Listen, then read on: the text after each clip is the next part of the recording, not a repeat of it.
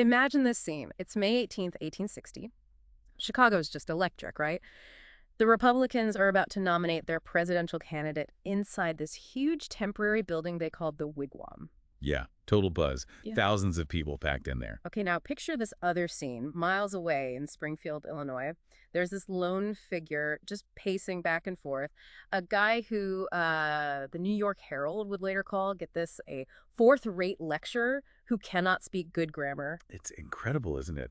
How did that guy, Abraham Lincoln, Right. go from relative obscurity, really, Sure. to challenging the political heavyweights of his day? That's the big question, and it's what we're diving into today. Welcome to the Deep Dive. We're digging into Doris Kearns Goodwin's amazing book, Team of Rivals, The Political Genius of Abraham Lincoln. Specifically, we're focusing on that nail-biting 1860 Republican convention. How did Lincoln manage to clinch the nomination when almost nobody saw it coming? Exactly. We'll look at the maneuvering, the drama, introduce you to the big names standing in his way, his famous rivals, and, set the scene for this incredibly high-stakes election. And the stakes were immense. This wasn't just politics as usual. The country was literally on the verge of splitting apart over slavery. Yeah, the threat of secession was real. The person nominated here would likely lead the nation through, well, its biggest crisis ever. So understanding how Lincoln emerged, how he got that nomination, is key to understanding everything that followed. Okay, so let's zero in on Lincoln himself on that morning, May 18th. He's not in Chicago with the action. No, he's back in Springfield. And Goodwin describes him as nervous, fidgety, and intensely excited. Can't even sit still in his own law office, apparently. Papers everywhere. Kind of messy, right? Piles of letters, notes stuffed in his hat lining. It paints a picture of controlled chaos, maybe, or just intense anxiety. Well, and physically, he stood out. 51 but looked older. Mm. That shock of black hair, the brown furrowed face, deep-set eyes. And that walk. The book mentions his singular way of walking, how his long, gaunt frame just sort of plodded forward in an awkward manner. Right, almost melancholic at first glance. But then he'd speak, and apparently his whole face would change. That winning smile would come out, showing his intelligence, his kindness. A hidden charisma, maybe? Disarming? Definitely. And Springfield was his turf. Mm. Been there 25 years, showed up with practically nothing, just a borrowed horse and saddlebags. His house, too, that modest two-story frame house, reflected someone who'd fought his way up. Not some fancy East Coast politician. Relatable. Very relatable. And during those years, he built this core group, this unusually loyal circle of friends, a lot of them from his time writing the legal circuit. Oh, yeah, the circuit. Yeah. Traveling lawyers, right. Yeah. Spending weeks together, sharing rooms, telling stories. Exactly. That's where he met guys like Judge David Davis, the big guy, 300 pounds, who became his campaign manager in Chicago. Goodwin says Davis had a big brain and a big heart. And others, too, like Norman Judd, Leonard Swett. These were the guys working behind the scenes for him in Chicago while he was pacing in Springfield. They were devoted. Because Lincoln, in those settings, was apparently the life of the party. Known for his never-ending stream of stories, his contagious mirth. He wasn't just funny. He built real loyalty. So that grassroots network was crucial. Yeah. Okay, but how did he get known nationally? Well, the big leap was the 1858 Senate race against Stephen Douglas. He lost, narrowly, but that campaign was seen as brilliant. Like brilliant. Because he managed to pull together all these different factions in the brand new Illinois Republican Party. You had former Whigs, anti-slavery Democrats, even immigrants and nativists, radicals and conservatives. Somehow, he united them. That showed serious political skill. A coalition builder, even then. Right, and his speeches started getting attention. In that era, oratory was, everything. And Cooper Union in New York, February 1860. That was huge, wasn't it? Absolutely massive. Yeah. Delivered what Goodwin calls one of the happiest and most convincing political arguments. Got thunderous applause. Really put him on the map in the East. Plus the local stuff. The real candidate nickname. The newspaper endorsements calling him an honest man with moderate politics. So his strategy emerges from all this. He knew he wasn't the big name like Seward. Right. He was new in the field. His plan: give offense to no man. Be acceptable. Be the guy everyone could turn to when their first choice didn't make it. He literally aimed to be the second choice of all the delegations. That's fascinating, playing the long game. Totally.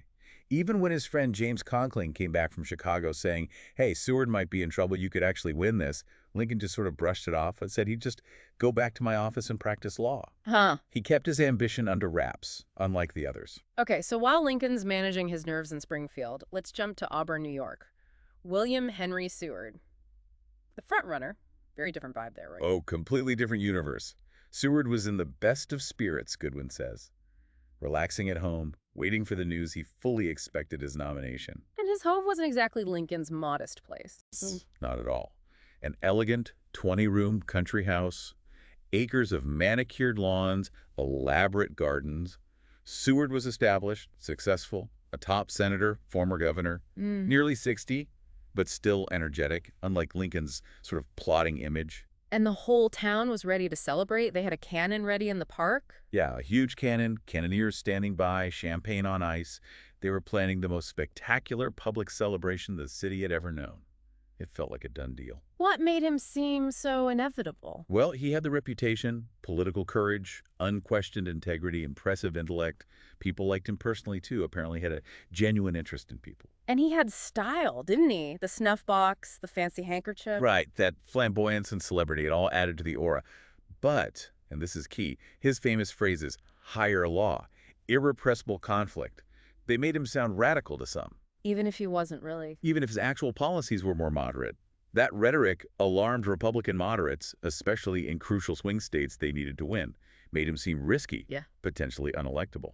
And he had Thurlow Weed running his campaign, the ultimate political boss. Exactly. Seward could relax because Weed, his closest ally, was handling everything. Right. They were this legendary team. Seward is Weed and Weed is Seward. Weed was the master strategist, the organizer. So Weed must have been supremely confident. Overconfident, maybe? He knew there were pockets of opposition people saying Seward was too radical or bringing up old corruption complaints.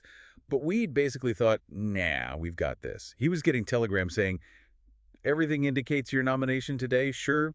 That confidence might have made them less aggressive when things got tight in Chicago. Okay, let's shift again to Columbus, Ohio. Governor Salmon P. How's he waiting for the news? In characteristic solitude, as Goodwin puts it, waiting in his grand Gothic mansion. No crowds outside. Which kind of fits his personality, right? Reserved, even austere. Yeah, the description of him is striking. Tall, dignified, massive chest, but also that slight droop in one eye. Very formal, always meticulously dressed. Super formal, wouldn't even wear his glasses in public. He was intensely religious, very disciplined, rigid routine, scripture every morning, absolutely no patience for lateness. Not exactly the life of the party like Lincoln could be. Definitely not. Didn't drink, didn't smoke, thought novels and theater were a waste of time. Apparently seldom told a story without spoiling it. You could see how that might not play well in the back rooms of a political convention. A bit stiff, maybe. You could say that. His daughter Kate, though, she was different. Young, beautiful, ambitious. She basically became his political partner, managing correspondence, strategy. His ambition became hers. And where did Chase stand on the big issue, slavery? He was seen as even more principled, more rigidly anti-slavery than Seward, really committed to the cause. But that principled stand came with a downside politically. How so? He sort of expected the nomination to just happen, like spontaneously grow because of his principles. He refused to do the practical politicking needed to actually win. So no real campaign. Virtually no campaign. And critically, he didn't even have his own state, Ohio, fully united behind him. Yet, he desperately wanted to be president. Carl Schurz called it presidential fever, saying Chase genuinely believed the country owed it to him. That self-belief kind of blinded him. Wow. Okay, one more rival. Edward Bates in St. Louis, the elder statesman. What's his story? Bates is different again. He's waiting at his country estate, Grape Hill, with his wife Julia. He's 66, very respected, but also very domestic. Loves his family, his land, his library. Goodwin describes him as the quaintest-looking character in old-fashioned clothes. So not exactly burning with ambition like Chase. Not initially, no. He'd actually withdrawn from public life for years, turned down offers for high office. He seemed genuinely content. What pulled him back in? A powerful political family, the Blairs. Francis Preston Blair, Sr., a major figure, former advisor to President Jackson, approached Bates about running. His sons were involved, too. Why Bates? What did they see in him? They saw the perfect compromise candidate for a conservative ticket. He was a Westerner, seen as a peacemaker, a respected former Whig. And crucially, He was a former slaveholder who had freed his own slaves, so he opposed slavery's expansion, but wasn't seen as a radical. Someone who could maybe hold the party together and appeal to border states? That was the idea. Bates himself was hesitant at first, battling indolence and indecision. But then the letters and editorials started pouring in, advocating for him, and it seems the bug bit him. The mania has bitten old Bates very seriously, as the book says. Right. His diary shifts from guarding notes to presidential hopes. He starts thinking his prospects are very fair. Did he have weaknesses? Oh, yeah. Some hardcore Republicans didn't trust him because he hadn't officially joined the party. And German Americans remembered he'd endorsed an anti-immigrant candidate years before. Still, his supporters hoped he could moderate the party's image. Even the New York Tribune thought he might get more votes early on than other conservatives. His main goal, like Chase's, was probably just stopping Seward. Okay, so there they are on May 18th. Seward, confident and ready to celebrate. Chase, austere and expecting destiny to call. Bates, the reluctant elder, newly ambitious. And Lincoln, the anxious dark horse. And the key thing, the absolute kicker from Goodwin's perspective, is that none of the big three, Seward, Chase, Bates, really took Lincoln seriously as a rival. They'd met him, knew who he was, but just didn't see him as a threat. A huge miscalculation. Exactly. And this is Goodwin's central argument, really. Lincoln's nomination wasn't some fluke. He won because he was smarter politically, the shrewdest and canniest of them all. He had the ambition, yes, but also this incredible political acumen and deep emotional strengths that his rivals just didn't recognize. They underestimated him partly because those strengths, like empathy or humility, weren't seen as traditional political weapons. Precisely. His emotional intelligence was mistaken for simple folksiness or even weakness. And the proof of his unique genius comes after he wins, right? That decision to build his cabinet. Unbelievable, really. He brings his main rivals into his government. Seward at State, Chase at Treasury, Bates as Attorney General, plus other former opponents. Goodwin calls it unprecedented, and the first real sign of his unexpected greatness. No one had ever done that before. It's one thing to appoint them, another to make it work. How did he manage those egos? He didn't just manage them, he transformed the relationships. Seward, who thought he'd run the show, became Lincoln's closest friend and advisor. Bates went from thinking Lincoln was incompetent to calling him very near being a perfect man. Even Stanton, who initially despised him. Even Stanton developed huge respect. Lincoln just had this knack for understanding power, for keeping coalitions together, for timing things perfectly. He could smooth over hurt feelings, take blame for others' mistakes, share credit easily. Those qualities we often think of as just nice, kindness, empathy, honesty. They were actually potent political tools for him. Absolutely. They became impressive political resources. And even his tendency towards melancholy, that sadness. Goodwin argues it wasn't a weakness, but a source of strength. It gave him deep self-awareness, helped him manage stress, and made him incredibly resilient and even-tempered under pressure. So the man and the moment came together. Perfectly put. Goodwin suggests that without the crisis, the slavery issue boiling over, the nation threatening to dissolve Lincoln might have just been a good, respected local figure. But history gave him the stage. It gave him the opportunity to manifest his greatness. The crisis allowed him, forced him really, to use all those unique skills to save and improve the democracy, leading to that new birth of freedom. So recapping our dive today. We went from Lincoln nervously waiting in Springfield, while his rivals Seward, Chase, Bates waited with varying degrees of confidence or anxiety elsewhere. And the big takeaway is that Lincoln's 1860 nomination wasn't an accident. It was the result of smart strategy, a unique mix of ambition and genuine humility, and this profound understanding of people that let him outplay the political giants of his era. It makes you think, doesn't it? When you look at the massive challenges Lincoln faced, the deep divisions then, and maybe compare them to divisions we see today. Yeah, it poses a question. How can leaders now cultivate that kind of political skill, that self-awareness, that ability to build coalitions across deep divides, especially when facing determined opposition? What can we learn from Lincoln's playbook?